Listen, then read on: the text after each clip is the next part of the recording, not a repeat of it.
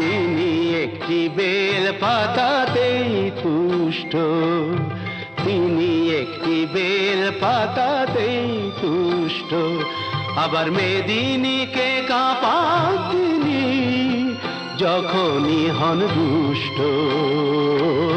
তিনি একটি বেল পাতাতেই তুষ্ট, তিনি একটি বেল পাতাতেই তুষ্ট।